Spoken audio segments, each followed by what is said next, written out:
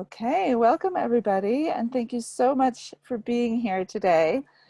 My name is Jo Delamore, and I represent the Work That Reconnects network. Thank you so much for joining us for the Webinars and Conversation Cafe series, where we're offering a wide range of rich, educational, and supportive opportunities for our global community of Work That Reconnects facilitators, members, and friends of the network. Our intention is to strengthen the web of the Work That Reconnects community while continually reaching beyond our current edges to weave deeper connections with others who are contributing to the great turning in diverse and complementary ways.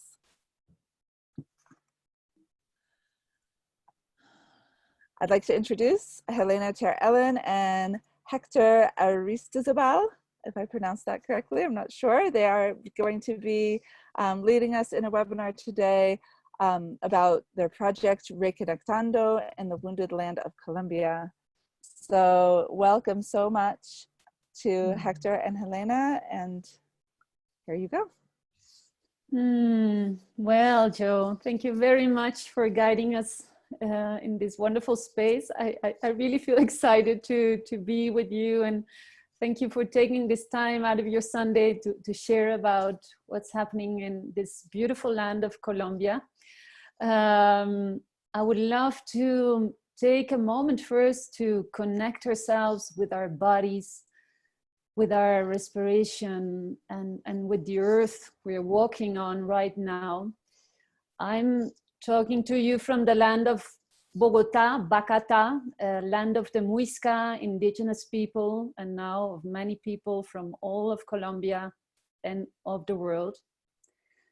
And I think it would be lovely if we could connect to an intention of healing this land of Colombia, the wounded land of Colombia, its people, its children, its nature. And I would love to do this with a song that is being sung by children of the Cauca region, where a lot of Nasa indigenous people live, who are famous for their non-violent struggle, their incredible dignity. And these children sing about, they give a voice to the earth. They say, I'm mountain, sun and thunder. I'm rain, wind and spring. But if you don't know how to love me, how can I love you? And the children that sing, what is there in your hearts? Why did we lose respect? Why do we not love each other anymore? We've lost balance and we're alone in our destruction. And then as a voice of hope, they sing together, but I know of hearts so beautiful, so full of dreams, of cultures getting together, who want to reweave the threads of love. Please, let's walk in peace, in beauty, in reconciliation. So, if you want, maybe you can share close your eyes or look at the pictures and feel the deep intention, this deep dream of the children of the Cauca region of Colombia. And Jo will.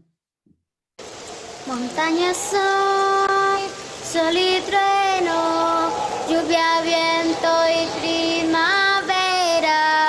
Si no aprendes a quererme, ¿cómo puedo yo quererte?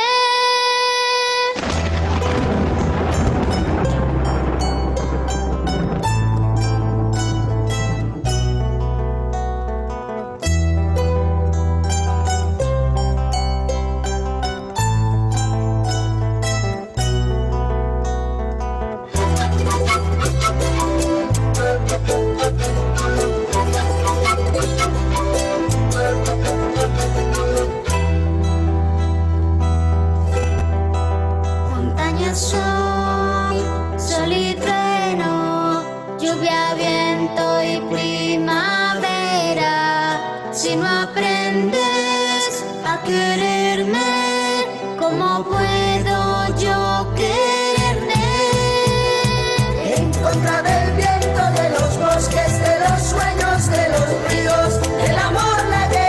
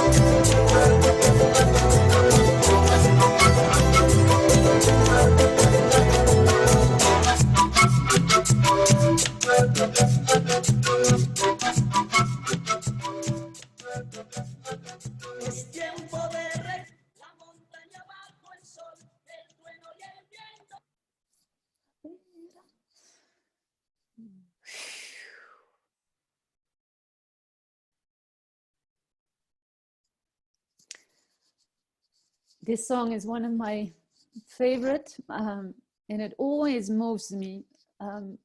But today it particularly moves me.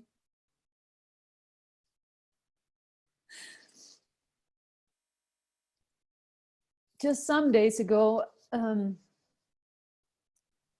11-year-old child of the Embera indigenous tribe was violated by 7 people of the army of Colombia.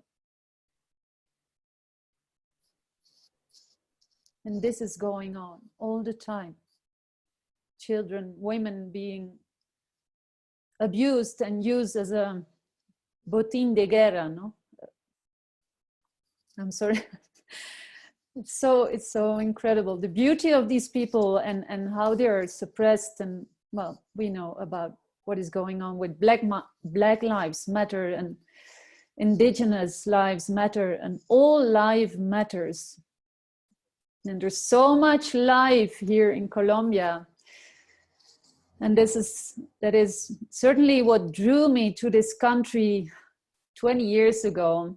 I'm from Dutch origin, Países Bajos, under the sea level, under the level of the sea. And I was always traveling a lot and learning a lot of languages and cultures. At a certain point, I started as a peace observer in Palestine, Israel. David knows all about this. And I really loved that way of being present in a country and helping people, protecting their construction, peace construction, and their rights, the human rights of nature. And then I learned about the presence of peace brigades in Colombia. And I thought, wow, must be such an incredible experience in this country that has been in war for more than 55 years now. So in 2002, I decided to become a peace brigade in Chocó, which is one of the most mega biodiverse regions of this country. It's next to Panama, and it's like a incredible rich part of the country where a lot of multinationals and a lot of armed actors are present up till now. And I learned so much about what it means to be in war in a country where the earth and the rivers and the woods and the minerals are so rich that all of the eyes of the world are focused on them to grab it.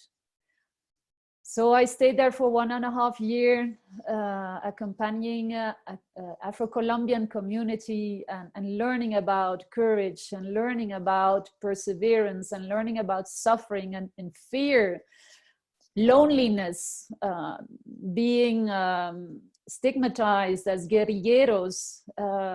We were there sitting with the Bible. There were a lot of religious people and poetry of Benedetto, in the evenings around a candle to give us hope and maintain our spirits high. And after that deep experience, I just invented myself almost every year a voluntary mission to come back to Colombia and do some reporting, accompany solidarity missions, until I discovered in 2008 for the first time the work that reconnects. And I'm so honored that Joanna is assisting and listening to this story again. And it was such a revelation for me. It was such a possibility to bring together my spiritual search and my political and social and ecological activism. And it was the first time I could really cry and feel the pain deeply of what I had witnessed in Palestine, in India, and especially in Colombia. So from that time on, I was just dreaming about how can I bring this powerful transformational work to Colombia. And that's what I did from 2013.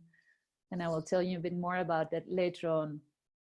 I give the word to Hector so he can present himself also. Thank you, Helena, and thank you to all of you for being with us today, so we can share this story. This is one of the many, many beautiful children that Joanna Macy has given birth to. So it's great to see you, my dear, and to give you all our love. Helena and I are very lucky. We really, every time that we do a laboratory, as we call them, or Re-Connectando, we always start with beauty, because we are so lucky to be doing this in some of the most beautiful places on earth. Colombia is the second most biodiverse country in the planet. And we have the luxury of finding the places where the mother's womb is still pristine, so it can heal us and give birth to the new world that is coming through. But also, every time that we start the work, we start, for example, with the story that Helena just shared about this young Embera girl that was raped by 7 men from the Colombian army.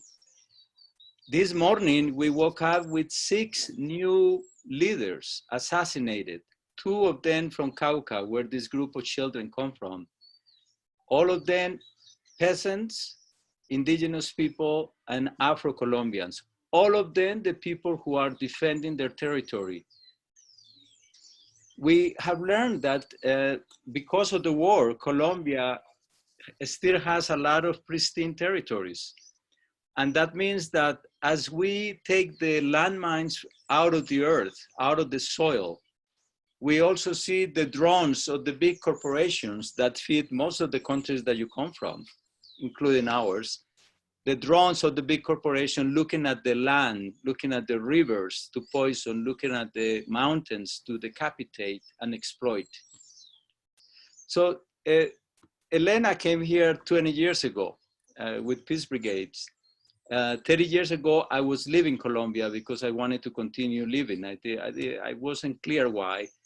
What was going to happen with me, but I left because of the political violence in Colombia, in Medellin, that at the time was considered the most violent city in the world. And I was tired of burying friends. Who were these friends? Not even leftist people. These friends were artists, were intellectuals, were teachers, were people like me who had been tortured for being students. So I felt that there was no reason for me to simply die and not even know why or by who. So I left, and I ended up in the United States. That was the last place in the world that I wanted to be. It was the empire. It was the evil empire. It didn't take me more than 2 days to fall in love with an American woman, because that's how the heart is. And then fall in love with the American people that were very different to the American government, and still are. And to learn also about myself. I left Colombia terribly wounded, filled with hatred, with anger, with despair. And I left when I was 28 years old, and I lived out of Colombia for 28 years. I wasn't doing the math. This realization came afterwards. But when the peace process began, when the dialogue in Cuba between the Colombian FARC guerrilla, the oldest in the world, and the government, and it looked like this time, there had been 7 attempts prior to this dialogue, but this time it looked like something different was happening. And one of the many reasons, but in my opinion, the most important one, is that for the first time, victims had been invited to the dialogue. And our dear friend, Father Francisco de Ruta, we're going to mention more, who inspired also this project. Francisco de Ruta took 60 victims to that process.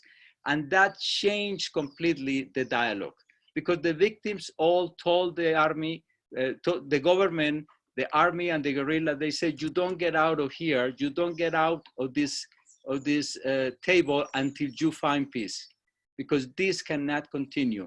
And they did that after they described the most horrendous stories of abuse. That inspired me to decide to return to Colombia. And I was very lucky. Like 10 years ago, Joanna invited me to one of her wonderful trainings for colored people. I haven't met anyone who is not colored, but in the United States, we are divided between colored people and those without that much colored people. But anyway, but it was beautiful to be part of that process. I was also going through one of the worst moments in my life. I live those moments every time I end up a relationship. So I could not remember much of what I learned from Joanna and the team. But then when I came back to Colombia and met Helena and her devotion to the Work That Reconnects, I was really, really connecting.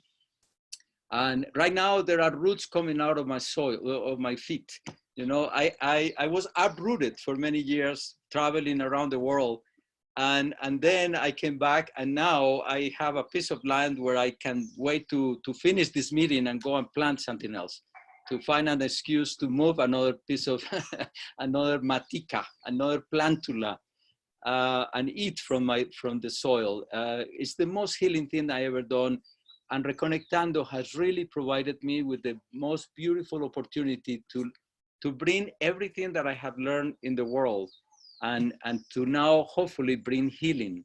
I left wounded, now I come back with all these incredible medicines that I have been able to find in the world, among them the Work That Reconnects, and we'll talk more about the other medicines that we are using. So thank you for giving us the opportunity to share with you. There is so much that I had no idea, but Helena is the one who always guides us into where we're going.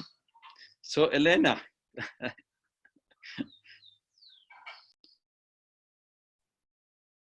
Thank you, Hector, for this piece of jazz. We like to play jazz together.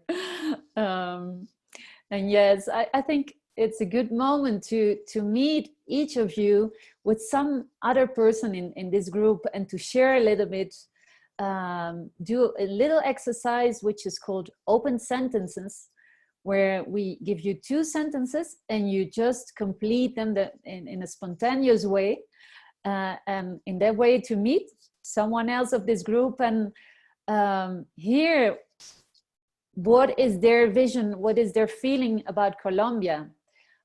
When I tune, the sentence would be, when I tune into Colombia, the first images that arise are whatever comes up for you. So we're going to send you to breakout rooms. You will meet with someone else, magic. And then we have a second sentence, and that's telling the reason why reconnecting to the earth, not only in Colombia, but also where I live myself, feels essential to me, is because. So those two sentences, you just, one of the two starts, completes the sentence during 1 minute, then goes on to the next, and then you change roles. And we will send you the sentences to the breakout rooms, and Joe will call you back to the plenary after that, so we can share again. Is that all right? Lovely. So, and for the people who are watching the recording, now's a great time to pause it and just take a moment to do that. And for those of you going to breakout rooms, the questions are in the chat. And when you go into the breakout room, your chat will disappear, but you can reopen it and those questions will still be there, or those sentences. Okay, so here we go. You're going to get an invitation on your screen, and you can just run off to your breakout room and click on that invitation.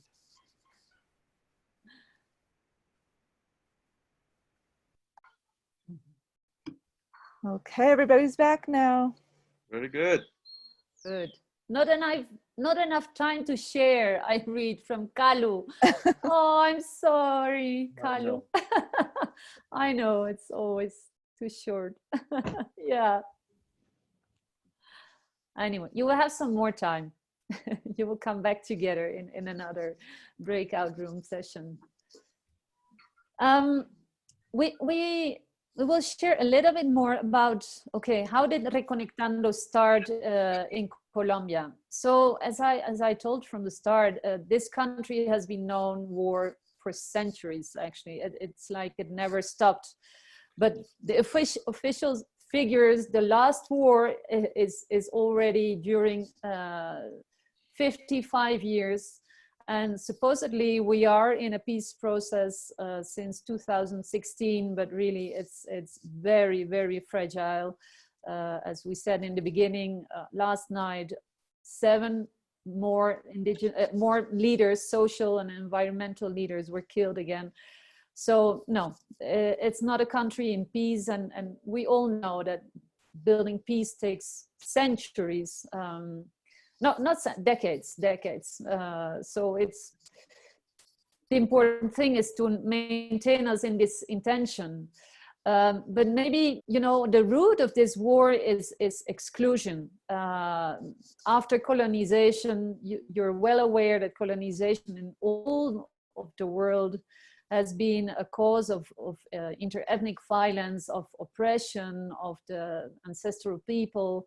The Afro-Colombians, 20% of the 42 million Colombians are Afro-Colombian, and 2% of this land is indigenous people from more than hundreds ethnicities. It's really amazing.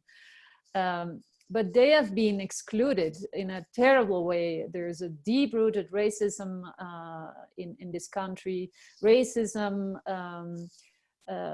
violence against women, violence against everyone who has a different way of looking at reality. I feel that there is a lot of, you know, rigidness in the way you can look at reality, and especially people living on the countryside, the peasants, the farmers. They're the people who have been excluded from power, who have been displaced from their lands. It's 7 million people at least who have been displaced from their homeland. And this was one of the reasons why I felt that the work that reconnects could be so powerful over here, because this rupture, the breaking the relationship with your land is breaking up all parts of your life, you know, your knowledge, your dignity, your source of inspiration and spirituality, your food, your water. When you end up in Bogota, in the suburbs of Medellin or Barranquilla, you're no one. You're ending up in complete misery many times, and poverty. That is real poverty. So yeah, I felt it was so important to imagine the work that reconnects here. And you know, when I don't know, when you tune into Colombia, if the guerrilla of the FARC was one of the images that was coming up. In general, that's what happens. Very few people know about the paramilitary or the army, but really we have, let's say, three armed actors. We had three armed actors. The guerrillas, there are several guerrillas. And then you have the paramilitary, who are the right-wing citizens that seized arms and started combating, let's say, the guerrilla, but really they started fighting against people who had other ideas and who were just claiming their rights. And the paramilitary worked together with the army. They did the dirty work, let's say. It's a story we know of many, many countries, but here it has been incredibly painful. And I remember that on the one hand, I've always been so amazed about this incredible natural wonder, this magia salvaje, this wild magic of Colombia. And at the same time, looking at rivers, knowing that how many bodies, how many corpses in pieces have been thrown into these rivers and have been transported and eaten. How much blood in all those forests, how much drugs have been cultivated. You know, drugs has really fueled this war. So there's a lot to say about war in Colombia, but I think most important what unites us here is how can we bring hope to a country, a wounded country like Colombia. And that's when I started in 2013 with the first workshop. I had already a lot of contacts, and Francisco de Roo, who is the president of the Truth Commission today, he was a friend since 2001, and he was one of the first one to come to my workshop, which I was facilitating with a Colombian friend, Felipe Medina at the time.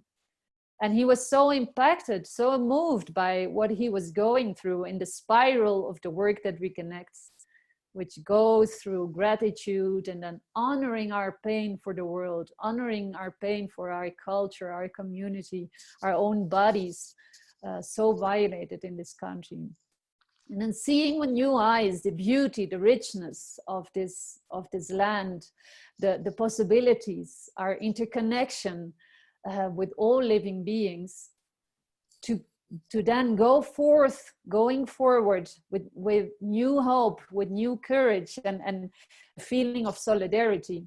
And from the start, we have been bringing together victims, leaders, at the time, not ex-combatants, that's what we started doing afterwards, but we always brought together like an arco iris, like a rainbow of people from higher classes, lower classes, all these colors.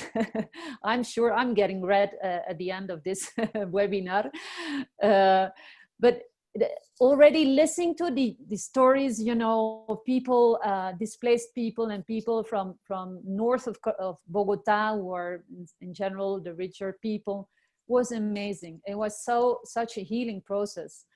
And Francisco de Roo, at the time already a peace worker, a Jesuit priest, he decided to help us connecting to important social, indigenous, environmental leaders. So we've been running like every year. I would take 1 or 2 months from my holidays and from Belgium, where I was living. I was working in the European Union as a translator at the time. And I would go to Colombia and do more workshops in all parts of the country. And every time it was incredible how this connection to the earth, you know, with this connection to a greater story, to something that would offer us a perspective beyond our own suffering, not only because we could see that the earth was also a victim of the war in Colombia, but to see the magic and the healing power, the soul of Colombia, expressing herself through its exuberant nature, how this was helping us to come together and understand that if we wouldn't walk in truth and dignity and beauty together, this would all disappear one day. This would, if we wouldn't unite in taking care of Colombia, you know, who would do it?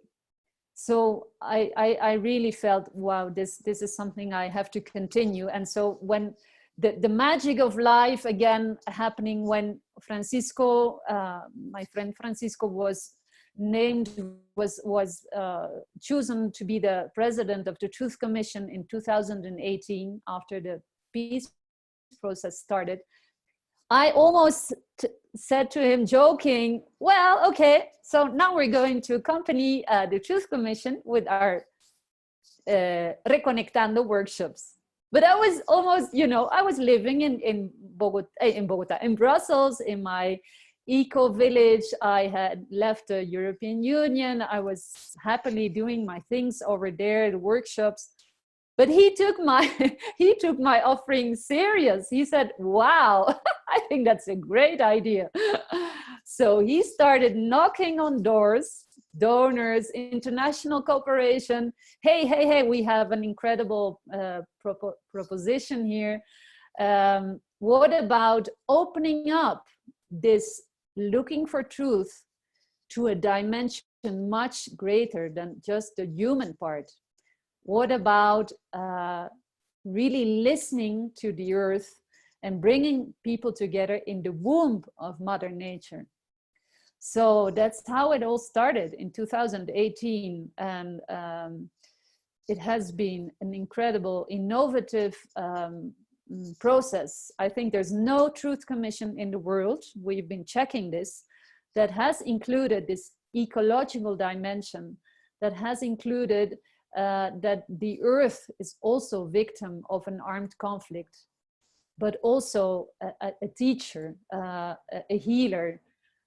So I think we really are opening new pathways for this powerful work.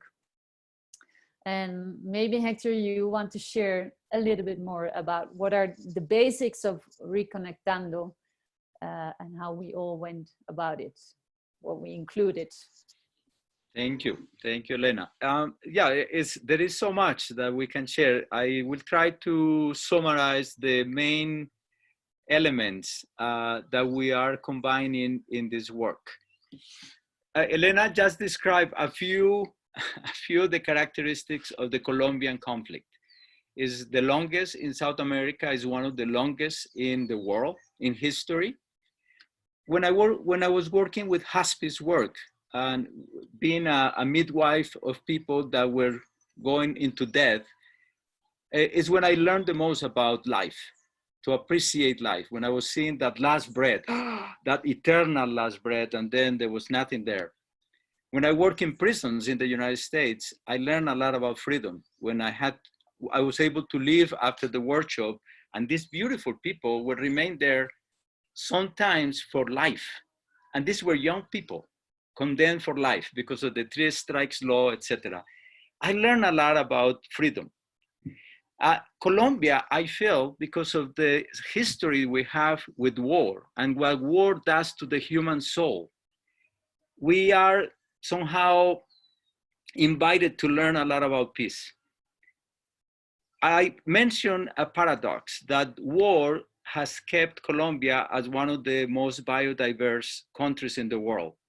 So far, is another paradox, the peace process has created the worst conditions. The peace process has the biggest victim of this peace process so far has been nature, because deforestation has increased 3 times.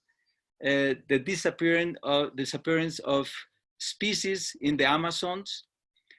So what I hope that we can convey to the Colombian people with our project through the Truth Commission and hopefully through meetings like this, is that Colombia is not only important for Colombians. Colombia is important for the world right now. Colombia has the seed of what could be the renovation of life on Earth. If we are able to connect the Amazons from Brazil to Colombia, Ecuador, etc., with the Andean Cordilleras that cross Colombia, we could create a corridor for life. In our mythologies, in most of the indigenous people that we know, they talk about Chiribiquete, which is the largest national park, tropical national park in the world. If we could connect, that is the place for the souls of all the animals. Whales go to die there. Lions and elephants, we don't have lions and elephants here, their souls go to Chiribiquete. I believe that. I truly believe that. I have seen it in my dreams. We feel that our job with Re-Connectando is to invite 20 people into Mother Earth, into the womb, and we use it as a tomb for the things that have died. We bury them there. We ask the crystalline rivers that we work with to cleanse our bodies, to clean our bodies. We put mud in them. We create rituals, healing rituals, and then lay on the waters to clean that. And we do that because we also know that we see Re-Connectando as a rite of passage. A rite of passage from this world that destroyed nature, that destroyed each other, that destroyed our soul, because it has disconnected from life itself. It has disconnected from the mother. And then this is like a liminal space where we experience nature in the most beautiful, profound way. We give ourselves to nature, and hopefully the new world is given. The nature becomes the womb for the world that wants to come through. We are seeing now with COVID-19 an invitation to the world, to humanity, to do that. We are now in a liminal space because the old world no longer exists. We're in this place of uncertainty. We don't know where we are going. And then the new world is coming through us if we are open, if we are reconnected. If our souls, personal souls, connect to the soul of the earth, to the Alma Mundi, I think we will be able to give birth to this new world. And that's what we have experienced in so many ways in Re-Connectando. Because our spinal cord is the spiral of the Work That Reconnects. And I will assume that most of you have heard of it, and if you haven't, it's open source. It's a gift to the world by this wonderful woman who I can see here. It's a gift for all of us. And in my case, I came to this work through the world of theater, and there are beautiful friends here, David Diamond and Dominic and other people who we use social theater to create spaces for imagination. We look at the world and the world's problems that we don't know how to resolve. And then we use theater to imagine what can we do about it, not to complain about it. No, if you don't like the world that you see, then what do you want? So through playing, through the body, we explore alternatives to the world that we want to create. So we see with new eyes and then we act. But the other aspect is that theater, like most arts, is simply the new word, the new way we call ritual. Ritual is the place where humanity heals. So we also design rituals in a pan-cultural way using information from many different sources. And we create rituals on the spot, in the moment, that respond to the needs of the moment. Most often, the stories of rape, the stories of abuse, the stories of massacres, the stories of displacement, all these losses, all these ancestors that are always called during the truth mandala or all the other moments that we create. And then we bury them on the soil, or we burn them with the fire, or we ask the river to take them. And then we are rebirthed, we are reborn. We're creating more and more rituals in which we die before we die, in which we let go of what no longer works, what no longer serves us, so something new can be born from the ashes. of that. These 5 days are the most intense days that a person can ask for, in terms of the beauty and in terms also of how we get to know each other, because we bring people from all the armies, from the guerrilla, the paramilitary, and the military, who never thought that they would be together in a place. We also bring their victims, people who had been victimized by all these groups. So we create spaces for impossible dialogues. Not dialogues between impossible people, because that doesn't exist, but dialogues that otherwise could not take place. And the beautiful thing is that who hosts these dialogues is Mother Nature. Because as you know, in Mother Nature, there are no enemies. We never see them. In Mother Nature, life and death coexist, and death gives birth to life. Here, also, when we tell each other stories, most of these ex-combatants said, we are peasants. You and I are peasants. And we are killing each other not for our own interests. We are destroying life. We hopefully will be able to share some of the stories, but the one that comes to me in this moment is a guerrilla man who came to one of our laboratories, said to us, listen, I spent 37 years literally in the jungle, literally. And in these 5 days, for the first time, I have been able to see nature. I have been able to ask permission from the river. I have been able to see a tree. I cut many trees, not even for deforesting, just to use them.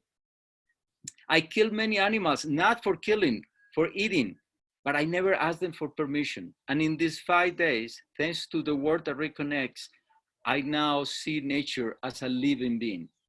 So those are some of the, I mean, there's so many miracles that happen in these simple 5 days that are 5 days of Kairos time, 5 days of eternity, not 5 days of chronological time. So this is the combination. I'm all over the place, but this is what happens when you only have 2 minutes to talk about a very complex thing. What we hope is to give you enough a taste, so we can continue talking about this wonderful project that we're so privileged to be part of. I will leave it there, Helena, so because I want us to have a dialogue, hopefully sometime soon. Thank you for those insights, Hector. Yeah, it's really fascinating what can happen. You know, maybe a difference from normal workshops we're organizing in Europe, for example, or other parts of the world. People register themselves for these workshops. You know, they heard about the work that reconnects. They want to go through the spiral. But we are actively seeking in the region those people, leaders, victims, artists, ex-combatants who would make possible these impossible dialogues. And that's, of course, quite a challenge to how do you invite people who really are very much afraid still of their ex-combatants, or ex-combatants still very much they have a lot of difficulties to acknowledge and take responsibility for their crimes. But the beautiful thing is that when they accept the invitation, and it's all paid for them, so they don't have to pay. That's a huge issue, of course. But when they come to the circle, no one knows who is who. So they all arrive just as human beings in this moment of Colombia, this moment of the history. They know that something is going on. They know there is an intention of healing and empowerment and truth speaking. But it is really, they choose themselves the moment in which they reveal their identity, in which they reveal their wounds or their crimes, or and it's amazing. Well, I don't know if every one of you has gone through the spiral of the work that reconnects, but there is this incredible truth mandala, which is the part where we really honor our pain, our anger, our fears. And it's so moving to see that also those people who have committed sometimes the most horrible crimes, when they start speaking about their youth, about how their parents were massacred, how they were humiliated, how they were displaced from their land, you can see the fragility, the vulnerability in each and every one. And what happens is that really they become human again. They reconnect to their souls. They reconnect to the story of the other, sitting in this circle of the truth mandala. And it's so, trust is maybe the thing that has gone lost most in this country. There's so much distrust, even here where I'm living in Bogota in an apartment, you know, the neighbors don't trust each other. And I'm like the bridge. I'm talking to each and every one of them, and I'm trying to fix here and there. But, you know, you go on the streets and you leave your bike with a lock and everything, and oh, don't do that. And so how do you build trust in this country? And that we have all these simple exercises from theater or the work that reconnects, like walking together, the blind walk, you know, the blind walk, people walking 2 by 2, taking each other to nature. One of them is blindfolded, the other just takes the hand or the shoulder and offers these experiences to touch a plant, a tree, the ground. But that's, it sounds incredibly easy, but that's such a big thing in this country. I mean, this could be a victim and ex-combatant walking together. And then, you know, before we start the Truth Mandala, there's something very profound, which is the theater of the unspeakable, which is from the theater of oppressed, where people go into the memory of their bodies, go into the memories of war, and represent the horrors of what they've been going through. And they can be or the victim or the one who has committed a crime. You're free to take whatever position you want. And the other half of the group is going through this museum and watching and feeling and tuning into this horror and seeing how many expressions of pain and suffering and fear there are without judgment. You know, it's really, people have been saying afterwards, it's so incredible that you bring us together in a space of no judgment, complete compassion, complete equality. We also, as facilitators, you know, we're no gurus at all. That's the beauty of the work that reconnects, the beauty of theater. We vibrate with them, we cry with them, we're angry with them, we wash the dishes with them, we sleep together, we sleep, I mean, we're in the same space. So, and that's in a society where there's such a big differences and such divisions and polarizations. It's very healing to go to live actually 5 days of peace, of how it is to live together in the womb of Mother Earth, being treated as a dignified human being who can start all over again. So I think that has been very, very, very powerful. And one of the, I don't know if you've seen the video that we shared, you can watch it afterwards again. You will see images of the peace walk, which is a walk where we have this very fine thread, which is the thread of the peace, acuerdo de paz. Acuerdo is accord, no? It's a very fine thread right now. And we have to sustain it all. It's not the government or the Truth Commission or the leaders that will bring this peace process forward. We have to sustain it all. And how can we walk together despite our differences and walking together into the dark? Because really there's a lot of darkness going on, and we have to be those lights walking into the dark without fear. And so we do, blindfolded, we walk and we put our hands on the shoulder of a victim, of an ex-combatant, of an artist, of someone who has a completely different way of living.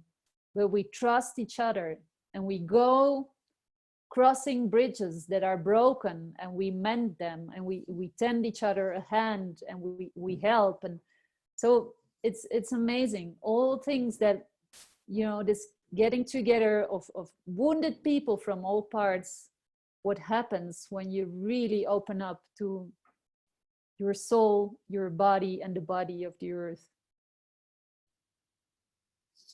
So maybe with those words, because of course we can share so much, but I think it's nice for you also to share about truth speaking and how that is for you in these times. So we would love to offer a new breakout session. This time you will meet 2 pairs in a room, 4 people. And I would just love you to share around this question. How is it for you in these times of deep crisis to speak your truth in your family, in your community, in your circles? How is it for you to speak your deep truth in this time of crisis? And just take each of you a turn. We will have 10 minutes. Is that true? Yeah, we will take 10 minutes. I think it's good to share a bit, and then we will call you back again over here. Okay, great. This is the prompt here, and I posted it also in the chat. So you can reopen your chat when you go there. And now we can go off to our rooms. Okay. Let's Enjoy your start running. conversation. Enjoy.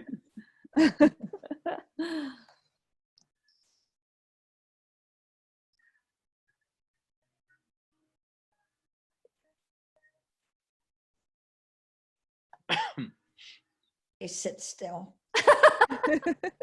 So let's move. Colombia is move, is dance, is rhythm. Yeah. And the planet is moving. Oof. This is yep. One I heard it's called the Great Turning. Oh, is that it? That's why we're feeling so shaky right now. That's what it's called, the Great Turning.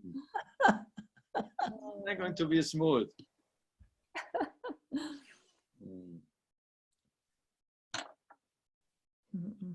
Good, they're back. Hector, if you want to guide us into this sharing circle. Okay, good. Wow. Welcome back, everybody. I love to see that you're smiling. So that's a good sign, I guess. We're going to share, every time that we do something in Re-Connectando, we do what we call the harvest. And there are so many different ways to do that. We, as you know, we are in Chronos time. So Chronos keep is relentless.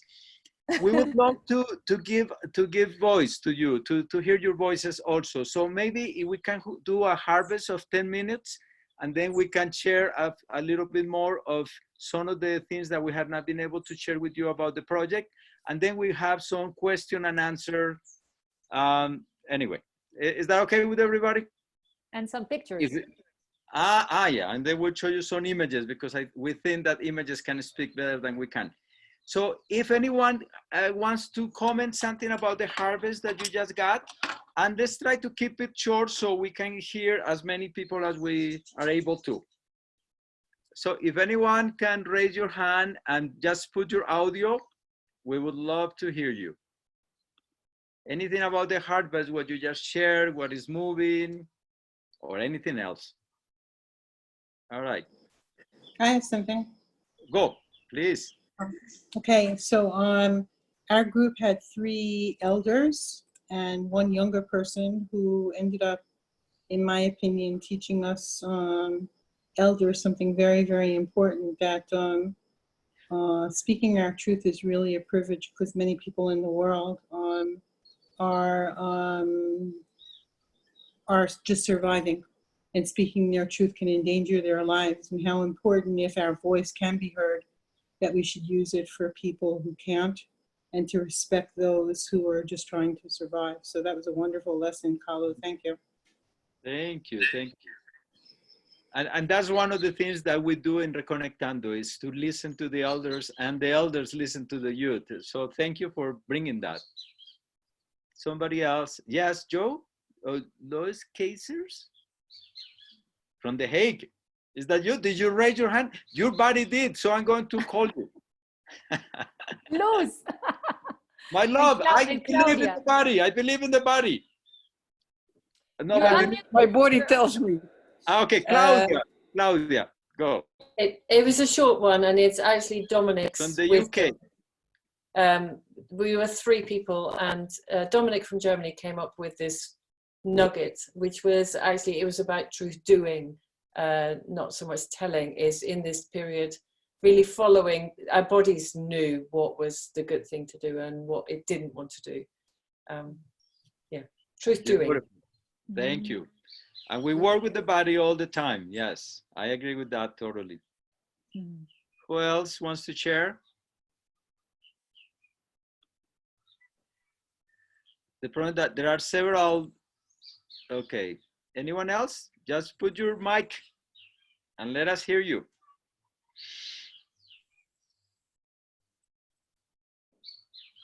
They're all shy. They're listening to the birds. Oh, hola, saludos. Hola. Tío. Hola. I was so loving what the group shared. Laura from Colombia and Ana Maria and Adela.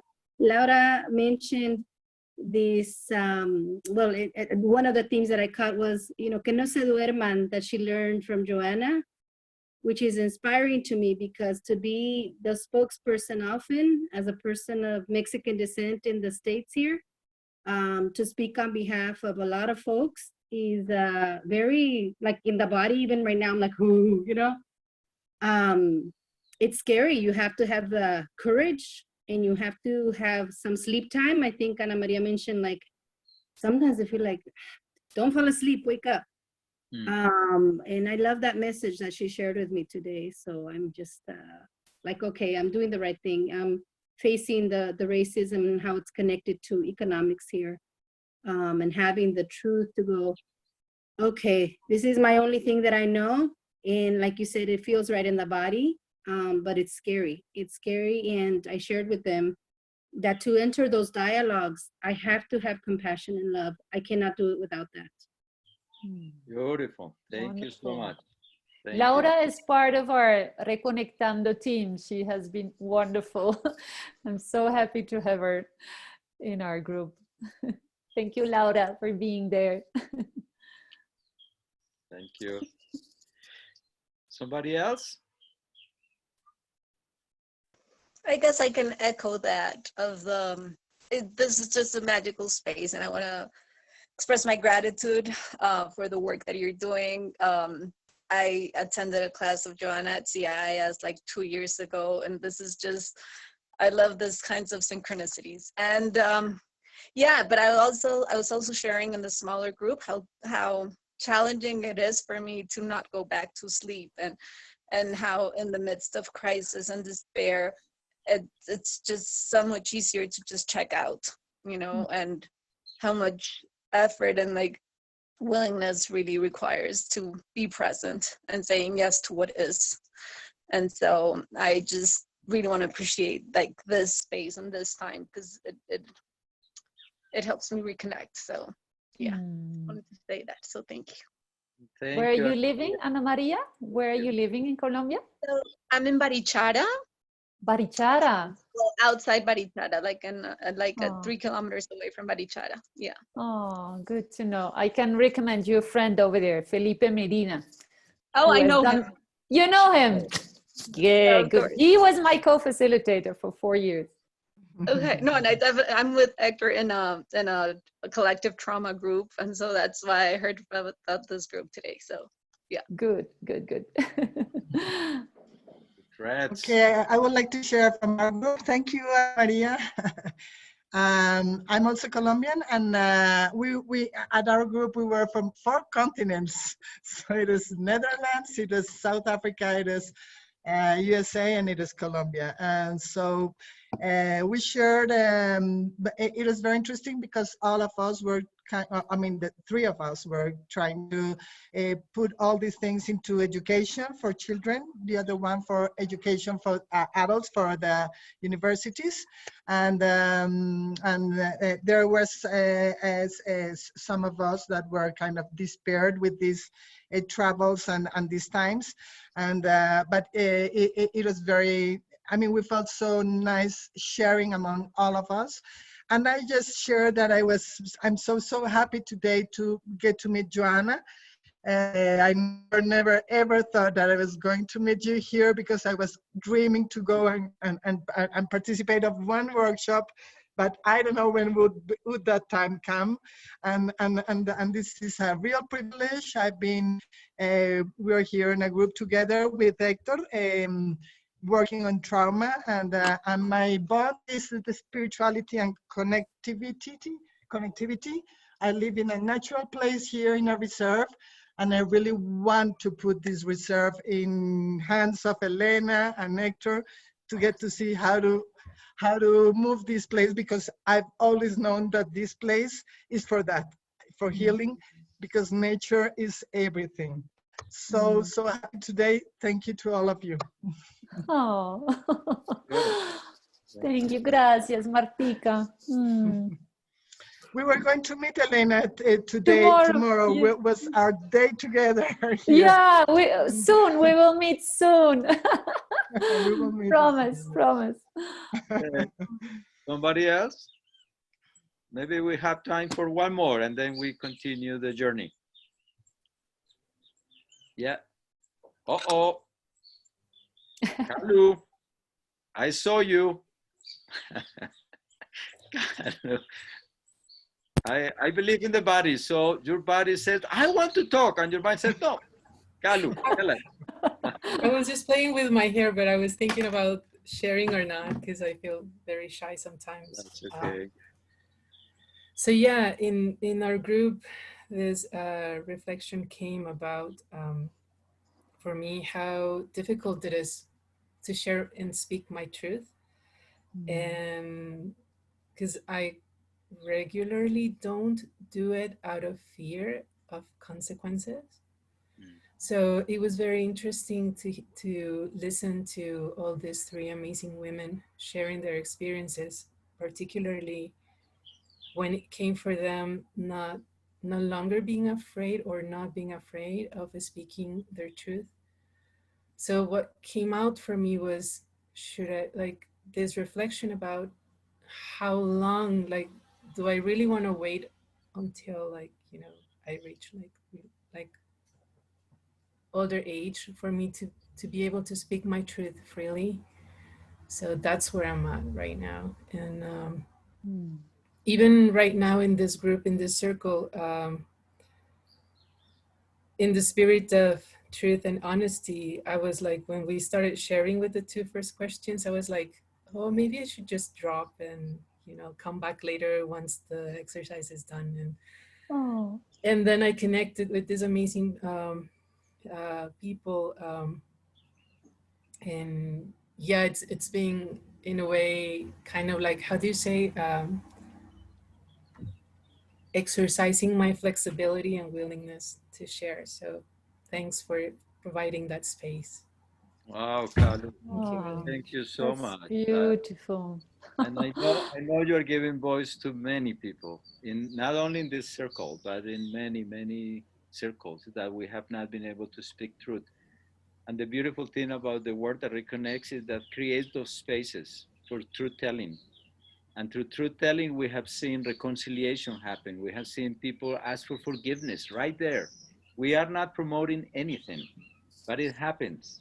There are programs dedicated to forgiveness, no, we don't say any of that, and it happens. When someone opens their soul, the soul wants to heal. So when someone has the courage that you just had, thanks for accepting the invitation, it opens the river that is there collapsing, drowning. We are drowning in it, and then the truth comes out and the healing takes place. The Truth Commission also is seeking a reconciliation. and no repetition. And for us, no repetition can only happen if we heal. If we don't heal, we keep reproducing the conditions for the woundedness. If we don't heal, we kill. We kill more. And it's true of the individual, and it's true of the communities, it's true of countries. So thank you for that. Wow. Thank you. Wow. So, Helena. Maybe, yeah. Take us to the next one. Maybe we'll share a little bit more about Re-Connectando, these laboratories of truth and reconciliation in the womb of Mother Earth. We were just sharing with Joanna how much nature is informing our work, our experiences. And as we told, Colombia's magic, and we're discovering every time new sacred places. And there was one place in Caquetá, which is next or close to the Amazon region, where we discovered an incredible nature reserve that is being guarded, that is being protected by people like you and me, not an institution, just people who love nature. And they showed us literally a womb in the womb of Mother Earth, an underground cave. Well, that's mostly the case. An underground cave with the river flowing through it, and the river going through different caves until it ended up in a big womb from stone. It was all it was really the color of the womb as far as I can remember. But also this amazing thing of the river flowing through it. And this guide, the guide of this nature reserve, he invited us to an incredible ritual of all the people that were in the workshop, ex-combatants, victims, leaders, indigenous. He took us 4 by 4 into this womb of Mother Earth. We had to swim in the dark. We had to go from one little cave to the other. It was really like, oh, wow, surrendering and your fear, it's really scary. Sometimes it was really awkward. You have to push through. And then at a sudden moment, whoops, we went into this big womb, which was like 3 meters diameter. And he asked us to close our eyes, and he was actually stopping the river to flow. We afterwards we understand it was with his body. He was actually tapping the river, but you were there with your eyes closed. He all of a sudden the water stopped flowing. You were in the water because it was filled, and he was playing the flute, these magic Colombian flutes, and connecting you to your life, to your intention for rebirthing, connecting to what do you want to leave here, what fears, what anger, what hatred, how can you rebirth again? And the sun was shining in above, it was filtering through the woods, through the trees, into the water. And then after this minutes that were like kairos, it was suspended time. All of a sudden, his body was untapping the water again, and we were all flowing, overflowed by water, crystal water. And Lo was like, oh, we're going to drown. But no, we were holding hands, the 4 of us, and wow, what is this? Mother Nature is really rebirthing us. And after this deep moment of reconnecting with our intention, he would take our hands and guide us through these canals, really narrow, surrendering again. And then what? We were thrown into the world, thrown into nature. Some of them needed a cesarean because their body was too big, but most of them natural rebirthing.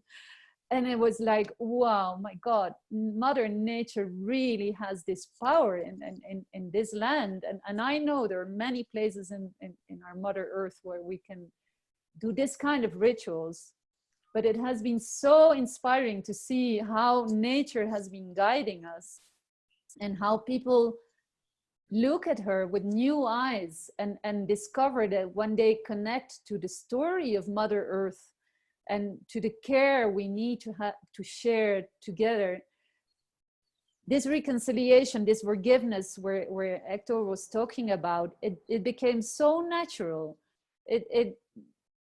People, what Joanna told us many times, take care, look out when you do the work that reconnects, because it's eros.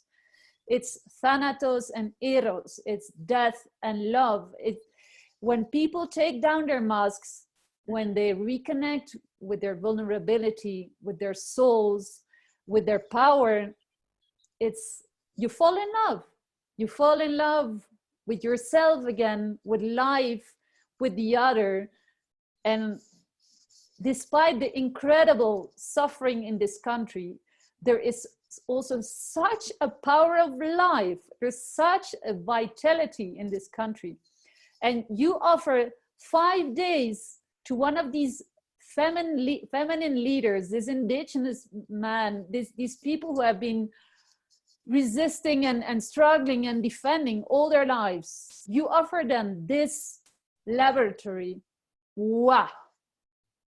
They live again. They see again the light.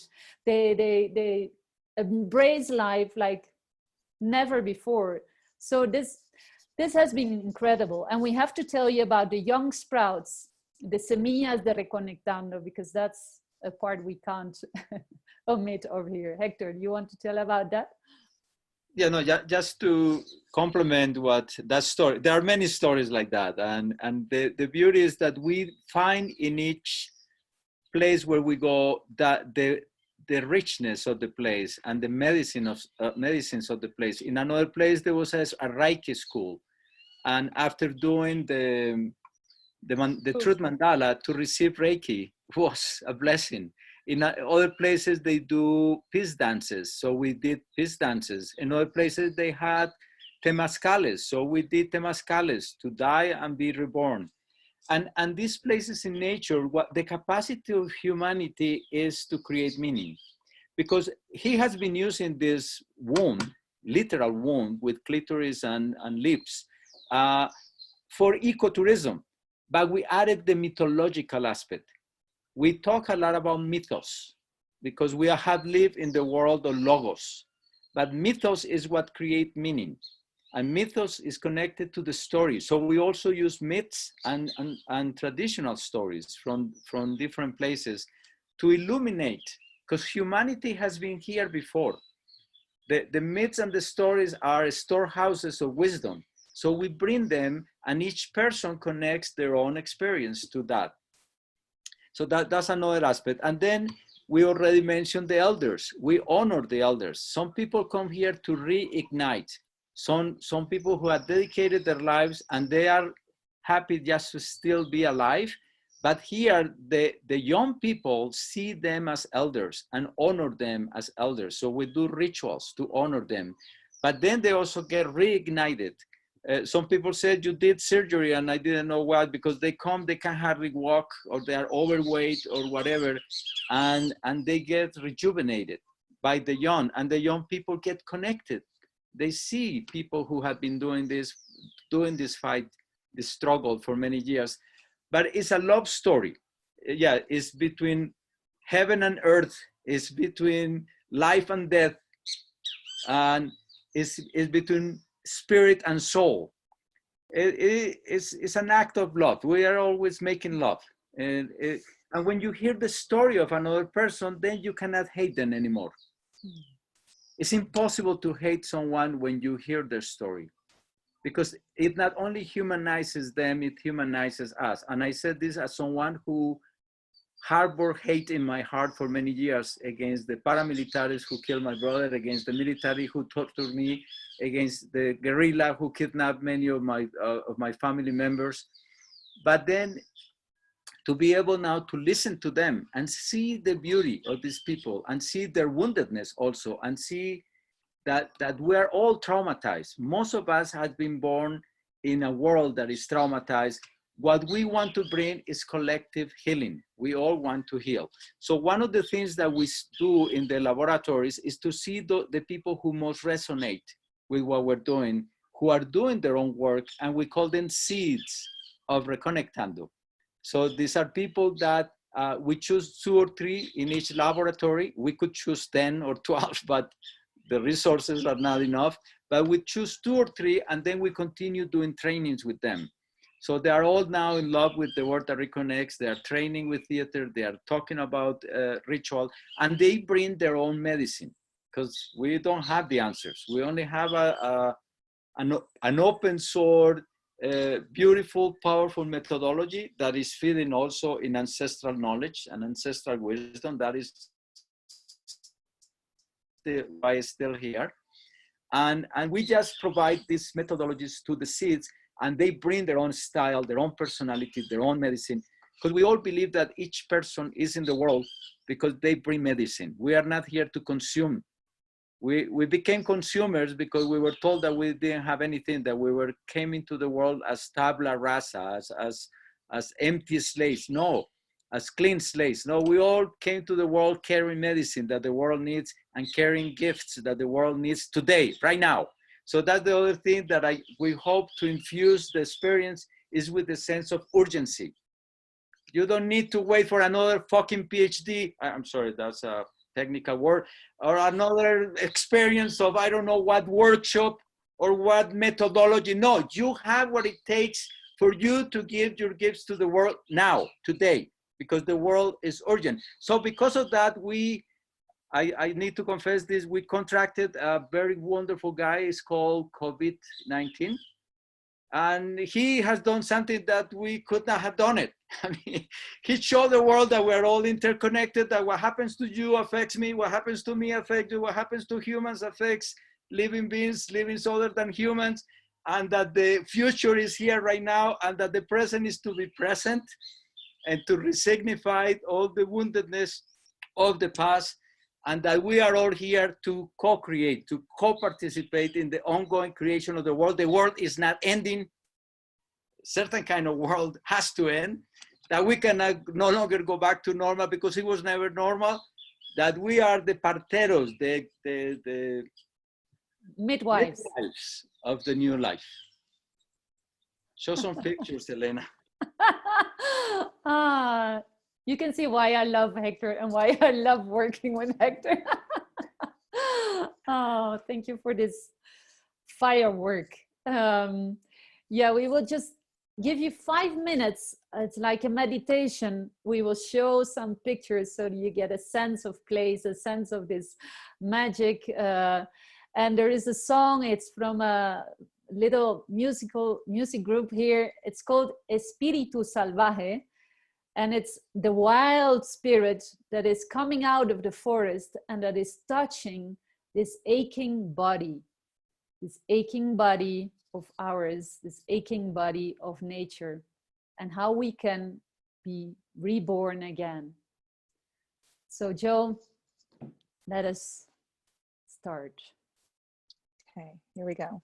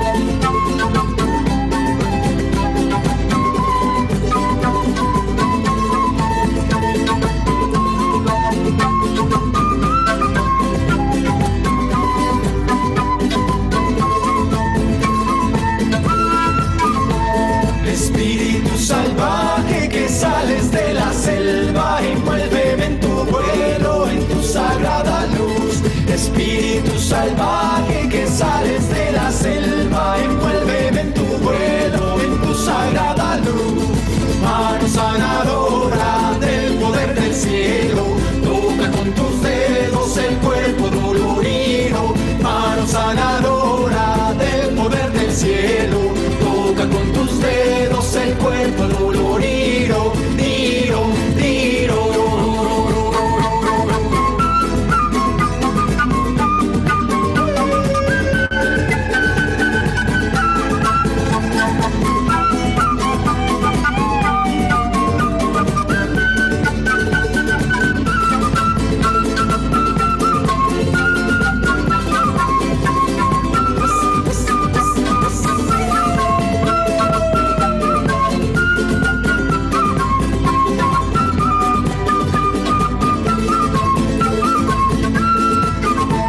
Espíritu salvaje que sales de la selva, envuélveme en tu vuelo, en tu sagrada luz. Espíritu salvaje que sales de la selva, envuélveme en tu vuelo, en tu sagrada luz. Mano sanadora del poder del cielo, toca con tus dedos el cuerpo dolorido. Mano sanadora del poder del cielo, toca con tus dedos el cuerpo dolorido. Tiro, tiro.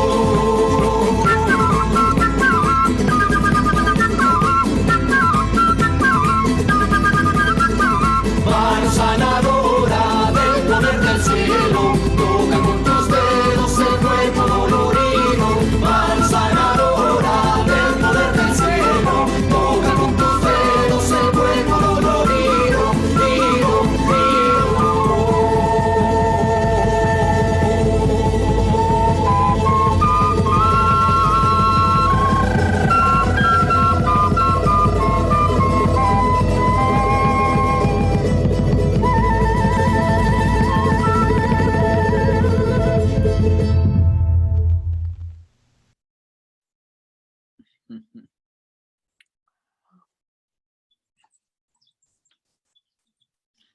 Wow.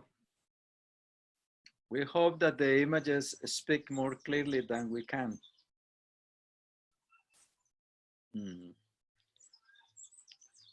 So Helena, should we do question? Yeah. You're enraptured, that's great. Sometimes this happens in workshops. Helena just goes like that. Most of the time I am completely lost and Helena starts on like, what the hell are you?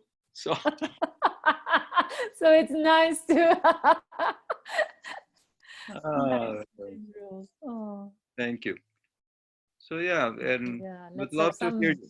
reactions, some questions.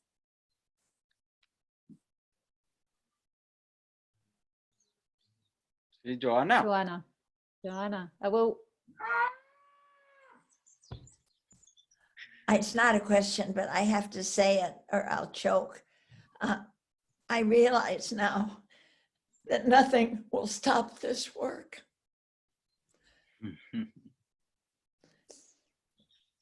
And even you two could disappear tomorrow.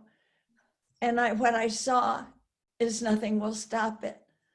You've taken it and you've given it into the peoples, all the different shapes and colors and languages of that exquisite country, so war-torn.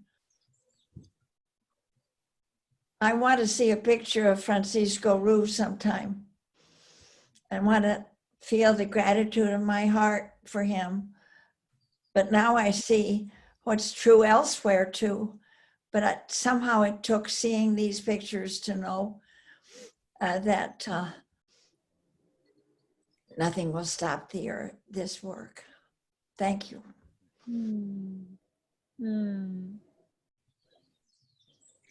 I will share a picture of Francisco here in the chat. Can I put it in the chat or maybe wait? I will share. Thank you, Joanna. Thank you. For your gift. I will share a picture of Francisco. Yes.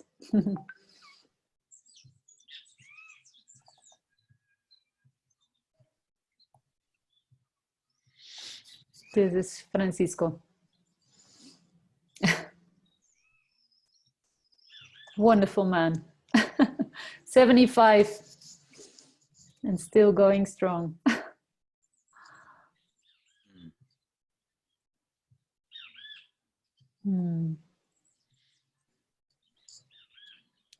I have a question. David Diamond. Well, first, I just want to honor the power of what you're doing. I mean, Hector, I've known you for a long time, and I know how wonderful you are. But I just really want to honor the power of what the two of you are doing. You know, well, have you experienced being able to translate this work into a more northern climate? Because I think it would somehow change. And I'm curious because, you know, here I am in Canada, and a lot of this kind of work, I know that the sign that something's alive is that it changes and transforms. And I wonder how it transforms into more northern environments. I can say something to that, but Hector, maybe you want to go sure, first? Helena, sure. Yeah. Well, you know, I started in Europe. I had 10 years with this work in Europe, and we've been blending it with the work of Bill Plotkin. I don't know if you're familiar with him, Animas Valley. It's like the School of Lost Borders. It's all these walks, wounded walks into nature, Gaia Refugio, disconnecting with the earth. So yes, we are already doing this kind of things in Europe. I'm not there anymore, but I know my colleagues do. But I really think we've been finding a blending, an exceptional blending over here, because it's a live process, and it depends on your medicine and, you know, the encounter of Hector's medicines, of mine, and of the medicines of the land and of the people here. It gives a special flavor, but you can create this in every place if you let it become alive and listen to the earth and what is the magic and the secrets and the soul of this place, and how can I surrender. I mean, Hector was a great teacher for me. He really invites me every time to listen and improvise, and I'm the one who's holding and having the overview and where we want to go. So it's every time it's un sancocho. It's a soup. It sounds better in Spanish. Yeah. It's all these ingredients so specific to the place, no? Yeah, I absolutely agree. I was wondering if anybody had specific examples of how it's transformed. Yeah, David, obviously the Work That Reconnects has had a lot of experience in the North. We started in the United States and Europe, and Joanna has trained hundreds, thousands of people, and everybody else. So I think it's very new in the South. It's very new in Colombia, and what we hope is to feed the Work That Reconnects with our own colors, our own medicines, and eventually what I feel is happening more and more in the world, like in this conversation, is that we're going to be blending and learning from each other, because the woundedness is everywhere. The disconnection from our Mother Earth is everywhere, and the need to reconnect is everywhere. But also that we have these amazing methodologies. We also using dragon dreaming when we work with the communities. We're using Bill Plotkin. We're using the School of Lost Borders, which has an amazing bare bones of ritual. One of the most beautiful experiences, and I know they are very strong in Europe now as well. Yeah, it's a dialogue. It's a living dialogue. As your theater, David yeah. is the creator of living theater. So, and it's his own version of of something that was born in the South, in Yeah. Theater of the Oppressed. So you are the best. You can tell us the best story, Webon, about how. I don't want to take up too much time, but I'm asking because I'm asked to participate in a lot of reconciliation work here in Canada. Yeah. And it looks very different. The texture of it is really different. And I'm looking for ways. You understand what I'm saying? That I think this is really powerful. Yeah, it would be incredible to do that work with Mother Nature, which is our principle, is the nature has been a victim of the war, and this has not been formulated anywhere else that we know of. We wish, but it hasn't. But nature is also the big ancestral healer and the most ancient teacher. So how to do that reconciliation work with Native people using nature, not using, inviting, doing it in nature, in the entrails of the mother. But thank you for that question, which we don't have the answer, but it's a good living question. Thank you, David. I'm just showing the picture of the 24 seeds, young sprouts of Re-Connectando, we're like a big family.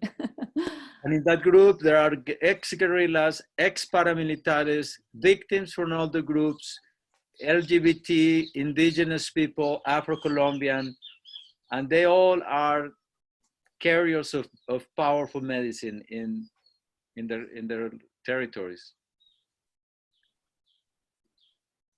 Do we have another comment or question?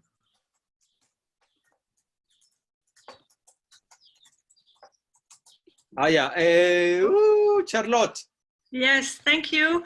I don't want to be too long, but just to mention that I discovered Joanna through Liz from the Gaia Foundation. And I also am very moved to be in the same meeting and meeting Joanna today. I'm very grateful for that. So I'm a really, really newborn, perhaps the newest born of all of you. And it relates a bit to what we've said before, because I have experienced the work that reconnects, like in a European context with, you know, middle class white people who feel they need to reconnect to nature to, you know, heal themselves and personal development. But my concern is really, how do we link this perhaps more self-development work to social justice work? And with Liz, we are collaborating on a project in South Africa. And I'm a bit like you, Helena, with Colombia, and I'm really like drawn and have this big compassion for South Africa. And I've always wondered, because as Hector said, that there's a lot of initiatives around the work that reconnects in the North, but not too many in the South. So I was always interested by your experience in Colombia.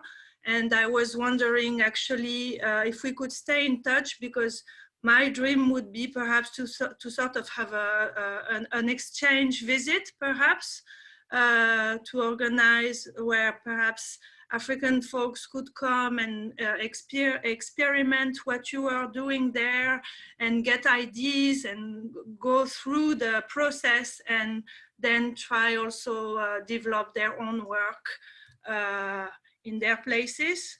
So I would really much like to stay in contact, perhaps have your opinion on that and stay in contact to see if we could do something like this.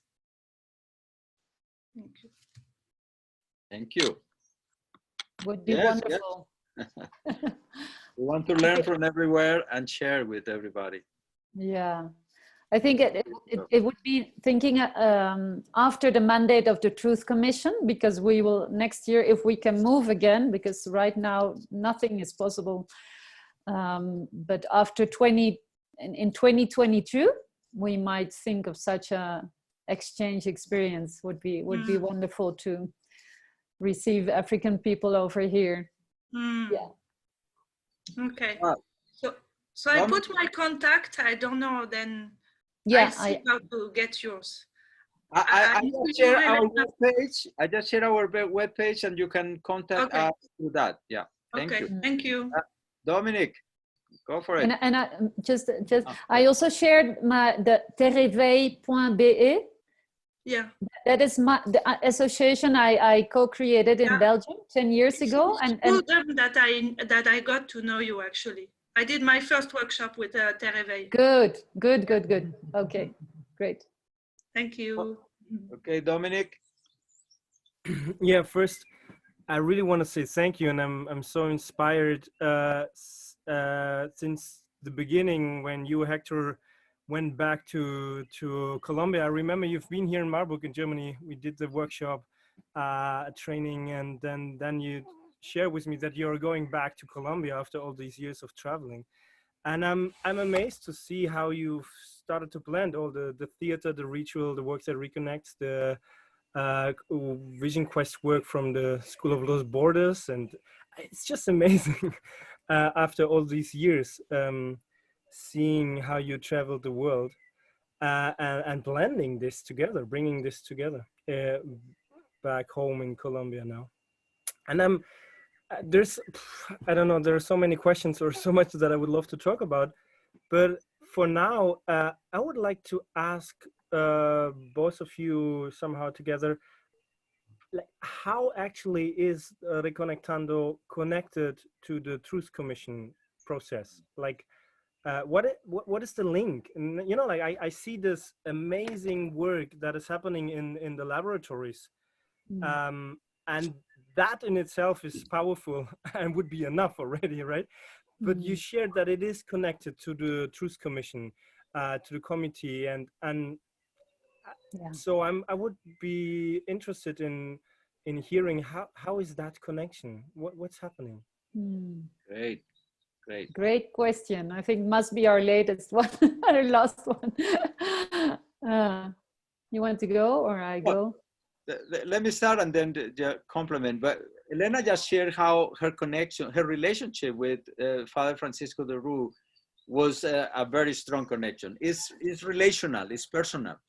And then talking with Francisco about how we could serve the Truth Commission. So we designed the project inspired by how could we be of service? How could we move the earth, the soil, so the Truth Commission could come to the territories and find people willing to hold containers for the work, the difficult work of the Truth Commission. Then now we ask them, they give us a territory that is in trouble, and we go there, we do a big mapping of leaders, people from the different factions that had been at war, victims, etc. We bring them together and they remain in the territory to continue not doing the work of Re-Connectando. Re-Connectando, we hope, will continue, as Joanna just predicted. So we will have to obey Joanna that this is the work for the rest of our lives. The Truth Commission is only 3 years. They only have a year and a half almost. But we are sensitizing people that the earth the nature has been also a victim. What has happened to the territories? You saw some images of the Council of All Beings that Helena insisted we needed to do. So and we're just beginning to bring the voices of other beings that had been killed, that had disappeared because of the war, and the importance of their voices to be heard in the peace process. We want to bring the Council of All Beings to the Truth Commission to tell their stories. And so we're working on that. I mean, there are many, many, many ways. A lot of the people that come to our workshop, we continue in connection with them, and most of them are their lives are in danger. So please, also, we will use all of you when any of these people disappear, because we want the world to say no, to ask for their lives to be respected. Helena came here, and because of that, many people are still alive. I am alive because international people came to Colombia when I was being held and tortured by the Colombian military. People that I never met saved my life and have saved the lives of many people in Africa, in Palestine, in many different places. So but so maybe I will let you, Lena, to talk more about our connection. But yeah, for that question, well, yeah, it's a very good question, Dominique, because what we're doing also is, you know, the Truth Commission has its delegation in Bogota, but then it has its truth houses all over the country, like 27 truth houses. And we're moving into these territories, and we invite 1 or 2 people working for the Truth Commission in the region, and they go through the spiral with us, with the victims, with the ex-combatants, who tell so deep truth, who share stories that they would never have shared if it was just in a testimony, you know, with an official of the Truth Commission. You know, when these artificial surroundings in an office or whatever, or in Zoom, you can never connect to these deep secrets, these deep wounds you have inside. So it was not only was it very healing for the officials of the truth houses to assist, to reconnect to themselves, to all the pain they've been hearing, all the pain they've been bearing, but also to, you know, share this space in Kairos, in the womb of Mother Earth, with these people. It has opened pathways, incredible trust. It has opened doors. It has created allies in the region for this Truth Commission. And it has, you know, it's the network, the rough weather network, where Joanna always talks about, the rough weather network for the future. They know that these people will be the allies for the non-repetition, for the living, the buen vivir, the living together. So this building of bridges and of trust and opening new doorways has been incredibly powerful. And they're really really excited with what we are doing. The non-anthropocentrical, it has been opening so many windows in their view of what is truth seeking and reconciliation. And Reconnectando is really a laboratory. We know that if you want to open the wound, you have to have a medicine. You have to carry medicine. And in the wound is the medicine. And they have seen how that can happen in a process that is deep, that holds a space for that. Because otherwise, and it has been documented in other truth commissions, that most people have said telling the truth has been the worst part of the whole history of because there was no place for them to heal. It's just open woundedness all over the place. This carried both things. It's let's open the wound to find the medicine. Yeah, and it's not that we are the medicine, it's everybody has the medicine. And we are talking about collective trauma and collective healing. How can we process all the deaths, all the losses from the displacement? We need to do it as a country. And we don't have the answer, but we are exploring alternatives to that. And then the other part is about creating the future, because it's not just about dwelling in the past and how horrible, and no, let's look at the past, re-signify to create the future. And that's where theater is so important, and dragon dreaming, and supporting the work of the organizations in the territories. Because we're also weaving or making visible the invisible threads that connect all these organizations to each other. Well, there's much more to say, but thank you. These are some aspects. Thank you so much. Thank you, Dominic. There is obviously so much more to say. And for the sake of our mental and physical health being connected to the computer for this long, and for the commitment that we made to be here, it looks like this is the time to wrap it up for now. But we will send a follow-up email with contact information and with ways in which you can connect with the work that Helena and Hector are doing. And I just want to say thank you so much for this work and for having the wherewithal and the courage to come and share it with us here, so that it can go and seed and be, you know, sprouting up in all sorts of different places, like we can get from these questions at the end here. I'm gonna just give a quick thank you from the Work That Reconnects network, and then we're gonna share a jingle that they've created. So let me do a quick thank you, and then you can have a few last words, and then we'll share the jingle so that people can move on. So thank you so much for being here, participating in the Work That Reconnects Network webinar and conversation series. And please visit our website at theworkthatreconnects.org to find out more information about this important work and upcoming webinars and conversation series.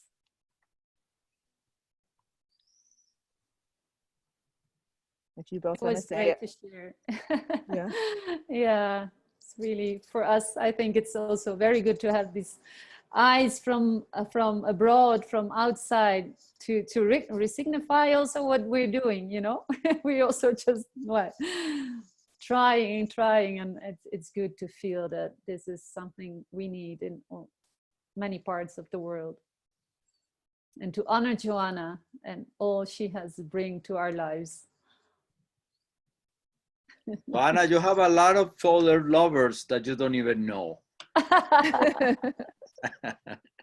Thank you so much for all of you for listening to us, and we hope to continue the conversation, and we wish you the best in all the beautiful work that you're doing everywhere. So the single is I think Helena does this so she can sing this song. We also want you to look at our webpage. Unfortunately, most of it is in Spanish. We're doing our best to translate. There are a couple of videos that have subtitles. We need help. If anyone knows or wants to help us to translate it to other languages, we'd love to, because we feel that we want to share this with many people. And thank you again, Joe. Thank you so much for making this possible. Joanna for being with us, and everybody. So Helena, and Laura is also part of our team of Re-Connectando. She has done amazing systematization. We had the luxury of systematizing the work. So still it's in Spanish, but we would love to share that, because we hope that it can be used in other places as well. Yeah, great. So, to finish, this is the jingle of Re-Connectando. We will send you the words. Here are the images. I think they will tell more than the words. And thank you, and all our blessings for all of you.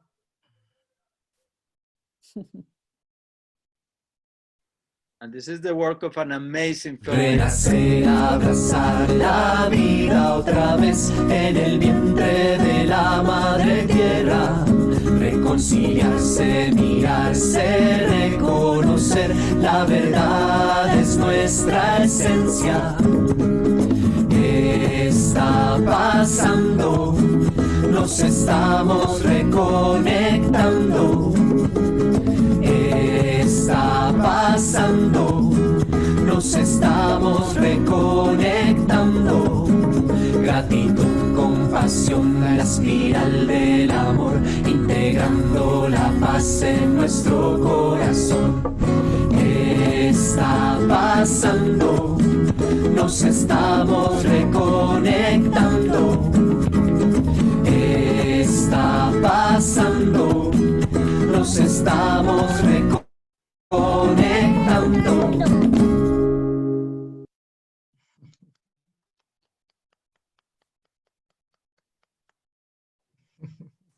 Wonderful. Thank you all for being here. Can I